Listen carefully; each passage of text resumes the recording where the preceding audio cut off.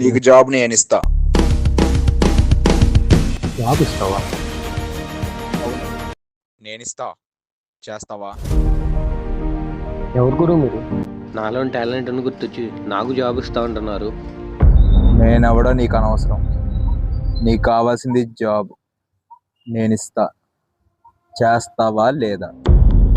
సరే గురు, అసలే గది లేదు, మీ గురించి ఎందుకు, జాబ్ ఏదో చెప్పండి. ఈ ఫైల్ కోసం ఒకడు వస్తాడు ఇక్కడికి. వాడికి ఈ ఫైల్ ఇవ్వు.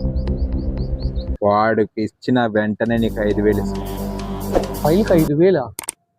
అవును, ఇస్తాడు. అదేదో మీరే ఇవ్వచ్చుగా గురు. సరే, వద్దా? వద్దులే గురు, అసలు ఏదీ లేనప్పుడు ఉన్నదే గత అనుకోవాలి గురు. నేను ఇస్తాగా. నిజంగా ఇస్తావుగా?